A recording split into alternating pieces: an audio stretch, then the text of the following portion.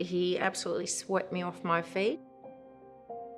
Tall, dark, handsome. Literally our eyes locked across the room. He was doing everything right. Charming, intelligent. He seemed very caring.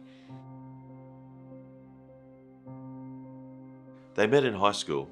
They started dating, young teenager, following her heart. My sister was very bubbly and she was very, very generous. I played in the band with her and we were very excited. We started doing demos and got noticed. Life was looking very, very up for her.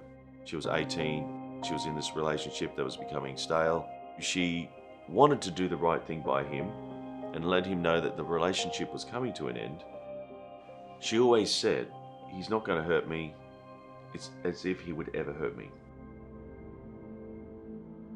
Work called, said, "Where is she?" I was calling, nothing happened. I went to the unit on the Friday night. It doesn't look right, it's all been locked up. And I went to the police station and I said, "I'm going to go into the unit." "Well, you can't do that." I said, "Well, I don't care." I arrived with the police in tow. One of the officers went round the unit. He ended up lifting out the kitchen window. I could feel it in my throat, that just something's not right, just something is not right. And as he's made his way through the lounge room, I'm standing at the front door and I could hear this wind chimes keep going around. As soon as he opened the door, I couldn't stop myself. I had to go. I had to see. First thing I could smell was like copper pennies. I saw all this stuff that just didn't make sense. The place was a mess. There's blood everywhere. My sister was murdered. It happened, you know. And her left top cheek eye socket here caved in. And I had no idea from that point how it was going to affect the rest of my life. I didn't know anything about depression. I didn't know anything about how to manage it. I didn't know how to connect with anyone. All I knew how to do was hide it. I miss my sister. I miss her dearly.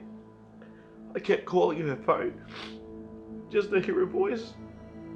Over and over, and I left messages until the message bank was full.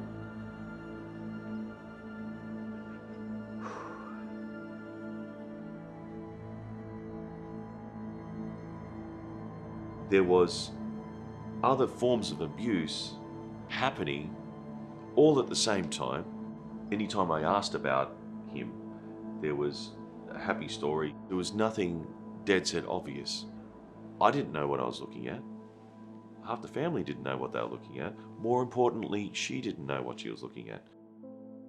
Starts as a little bit of coercion, a little bit of gaslighting, and then the physical stuff starts later. Oh, you know, don't be silly. He's just a little bit jealous and possessive. You know, it's cute. He loves and adores me. He would never hurt me. I don't know, I just sort of glossed over it and thought it'll get better. Kept thinking it'll get better, it'll get better. And you don't know how far they're going to take it. And you can't imagine the things that they can end up doing. And it's painful and it's real.